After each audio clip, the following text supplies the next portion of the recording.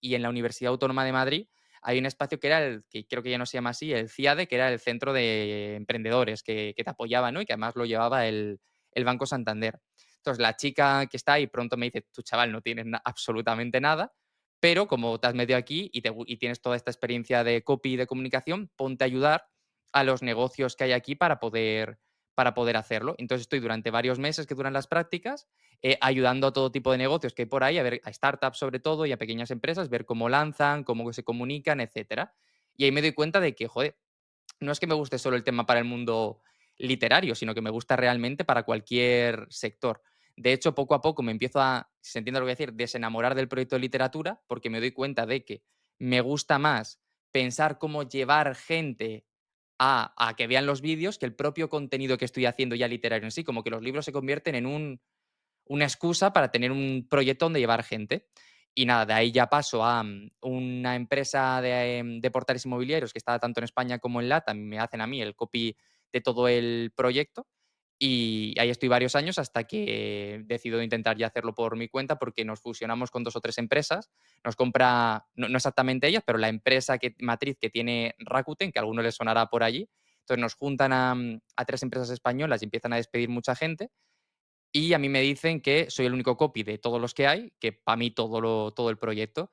Entonces ahí, en el principio me alegro mucho, pero después digo: "Ostras, si soy el único copy que hay, tampoco tengo proyección más para arriba. Hasta aquí he llegado realmente, está guay, pero ya está". Así que aguanté 6 o 7 meses más hasta que ya me lo monté por mi cuenta y la verdad es que está hoy después, ¿sabes? Pero es eso, un poco de una carambola detrás de otra. Yo estuve, siempre cuento lo mismo, ¿no? Estuve a punto de no ir a ese evento porque era un sábado y yo el lunes tenía examen de microeconomía, que me acuerdo perfectamente, y si no hubiera ido, probablemente hoy no estaríamos hablando, o hubiera sido muy diferente, por lo menos. Algo que he aprendido mucho es que al final, cuando estás en sitios, pasan cosas, ¿no? Que al final lo de ir a eventos o de estar en sitios y todo esto, que puede dar un poco de pereza a veces, y yo soy el primero en el que en muchas ocasiones le da pues mucha pereza, pero realmente te abre puertas porque conoces gente, ves nuevas oportunidades que a lo mejor desde tu casa directamente no está, ¿no? Entonces, creo que es eso. Y a mí en ese momento me abrió un poco la puerta de decir, coño, saliendo de casa pasan muchas cosas, ¿sabes? A partir de ahí. Yo de alguna manera, yo lo que ya tenía ganado era que yo ya sabía cómo montar un proyecto, porque llevaba muchos años con el proyecto de literatura y tenía marcas que colaboraban, generaba ingresos con YouTube.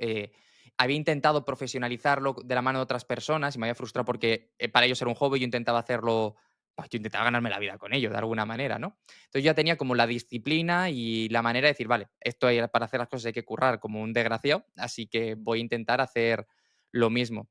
Entonces, yo lo que pienso cuando empiezo es, ¿qué puedo hacer? Lo primero es que no dejo el trabajo al mismo tiempo, sino que durante 6 7 meses lo estoy compatibilizando para ganarme la vida. De hecho, todo el mundo cuenta como que estaba muy cansado de sus jefes y tal. A mí me apoyaron, me ayudaron técnicamente y me echaron una mano con todo lo habido y por haber. Luego os cuento una anécdota por ahí.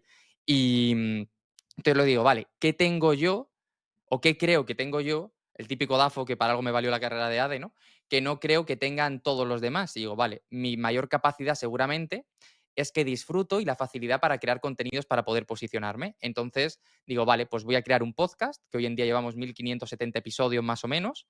Voy a hacer una newsletter en el día a día, que al principio era de lunes a viernes, y voy a elegir una red social para empezar a crear contenido, que en ese momento fue Instagram, aunque hoy en día utilizo más LinkedIn que otra, pero fue en ese momento Instagram. Entonces empiezo a crear contenidos y yo también digo que a mí se me aparece la Virgen en el momento en el que llega la pandemia, unos meses después, porque, claro, muchos negocios empiezan a tener que em, digitalizarse de alguna manera para poder hacer más. Y yo ya había estado durante unos meses creando contenidos y teniendo mis primeros clientes. Entonces, en ese momento yo empiezo a todos los seguidores que tengo en redes sociales, a escribirles, que tampoco eran muchos en ese momento, para decir, con la excusa de la pandemia, decir, oye, creo que es momento de todos apoyarnos, te voy a hacer un análisis gratuito de la página ahora que estarás digitalizando para hacerlo. Entonces, muchos me decían, oye, que no, da igual, no te voy a contratar, ¿eh? Y digo, no, no, yo te lo hago igual, para que lo tengas. Y otros, después de hacérselo, me decían, ¿y esto por cuánto me lo harías? Y ahí fue cuando empiezo a sembrar, a sembrar, a sembrar, y de alguna manera empieza todo a funcionar súper bien.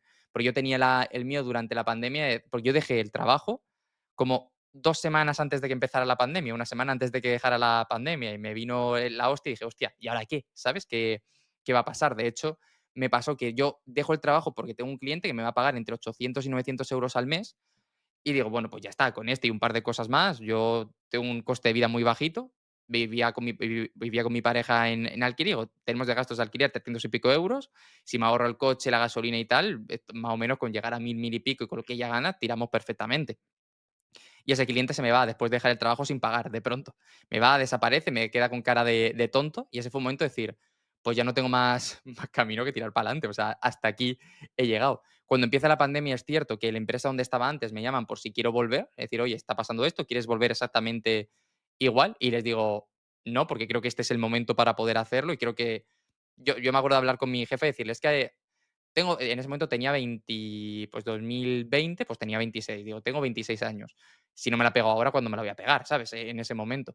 Y fue un poco eso. Entonces ahí ya fue trabajar, trabajar, trabajar. Me pasé, a mí la pandemia se me hizo corta, me pasé la pandemia trabajando, buscando clientes, trabajando mucho y sembrando todo lo posible. Y yo aposté mucho por intentar crear una marca que más o menos, pues la gente fuera llegando también al mismo tiempo que buscaba, haciendo las dos cosas.